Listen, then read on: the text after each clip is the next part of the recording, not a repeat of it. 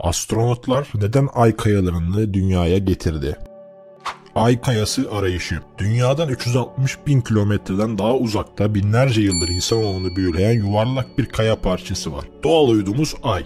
1969'da insanlar atmosferimizin ötesine ve uzay boşluğuna doğru cesur bir yolculuk yaparak Ay'ın bir kısmını eve getirdiler. Astronotlar Ay'ın yüzeyinde yürümeden önce dünyanın doğal uydusunun yalnızca dünyanın çekim alanına çok yaklaşıp gezegenimizin yörüngesinde kalmış bir uzay taşı olduğuna inanılıyordu. Ancak incelenmek üzere dünyaya getirilen kayalar sayesinde Ay'ın kökeninin ardında teori dev bir çarpışma hipotezi ile değişti. Ay'ın geneli anortozit adı verilen bir kayadan oluşuyor. Bu kaya çoğunlukla plagioklas feldspat olarak bilinen bir mineralden oluşuyor ve kalsiyum açısından zengin. Bu mineraller sıcak erimiş lavların katılaşmasıyla oluşur. Ay'ın varlığı boyunca krater oluşturan asteroitlerden gelen sayısız darbenin soğuyup katılaşmadan önce bir zamanlar engin bir erimiş kaya okyanusu olan yüzeyini çukurlaştırdığı düşünülüyor. Astronotlar tarafından getirilen Ay taşları Ay'ın tarihindeki en büyük çarpışmayı da ortaya çıkardı. Dünya Ay'ı kütle çekimsel olarak yakalamadı. Uydumuz Theia olarak adlandırılan devasa bir cisim gezegenimize çarptıktan sonra oluştu. Çarpışma dünyanın yüzeyini parçaladı ve bu parçalar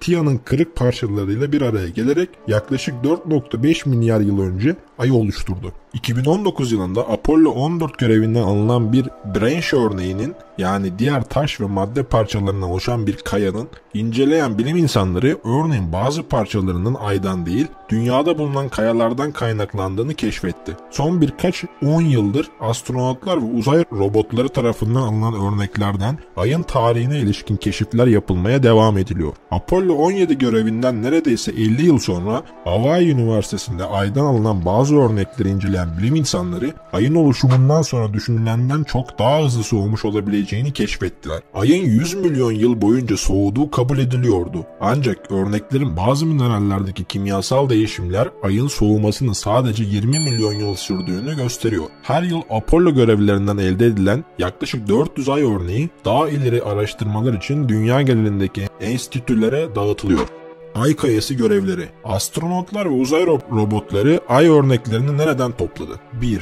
Apollo 11 Sessizlik Denizi 16-24 Temmuz 1969. Astronotlar Neil Armstrong ve Buzz Aldrin Ay'a ayak basan ilk insanlar oldu. Yüzeydeki 21 saat ve 36 dakika boyunca yaklaşık 22 kilometrelik Ay örneği topladılar. 2. Apollo 12 Fırtınalar Okyanusu 14-24 Kasım 1969. Ay'a yapılan ikinci başarılı görevde astronotlar Alan Bean ve Charles Conrad toplam 34 kilogram ağırlığında 12 Ay örneği aldılar. 3. Apollo 14 Fray Mario 31 Ocak 9 Şubat 1971. Astronom Alan Shepard Ay yüzeyinde 2700 metreden fazla yürüyüş yaptı ve yaklaşık 43 kilogram olan örnekleri toplamak için bir el arabası kullandı. 4. Apollo 15 Handley Epping 26 Temmuz 7 Ağustos 1971. 77 kilogramlık ay taşı astronotlar David Scott ve James Irwin tarafından Ay gezici aracı adı verilen bir arabayla Ay'ın yüzeyinde taşındı.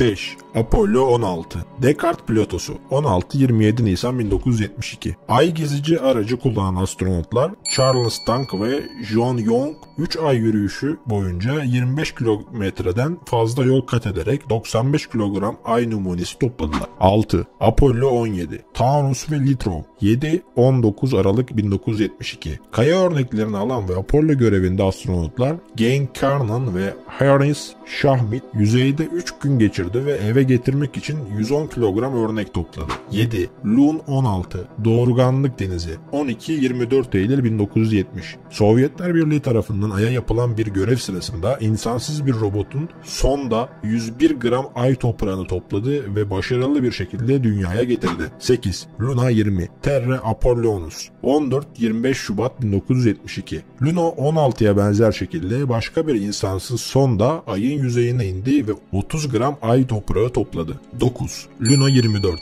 Krizler Denizi 9-22 Ağustos 1976. Yaklaşık 170 gram toprak robotik bir kol ve rulo kullanılarak bir sonda tarafından alındı. Bu Sovyetler Birliği'nin ay kayalarını toplamak üzere 3. ve son göreviydi. 10. Challenge 5 Rumker Dağı 23 Kasım 16 Aralık 2020. Çin'in ilk ay numunesini getirme görevinde insansız Challenge 5 sondası yüzeyinde 2 metre kadar derinliğine inerek dünyada incelenmek üzere yaklaşık 2 kilogram kaya çıkartıldı. Chang'e 6 Güney Kutbu Eintken Havzası Mayıs 2024. Gelecek yıl Çin, ayın daha önce keşfedilmemiş bir bölümüne ulaşan ilk ülke olabilir. Chang'e 6, ayın uzak tarafı olan Güney Kutbu'ndan örnek alan ilk görev olacak. Ayın bu tarafına güvenli bir şekilde iniş yapmak oldukça zor çünkü bu taraf asla dünyaya dönük değil. Chang'e 6'nın ineceği yeri daha iyi görebilmek için Çin, uzay aracı ve dünyadaki ekip arasında iletişim aracı olarak görev yapan Kukia 2 adlı bir keşif uydusu gönderecek. Chang'e 6 görevi 53 gün sürecek. Görev kapsamında 2 kilograma yakın ay malzemesi toplanması hedefleniyor.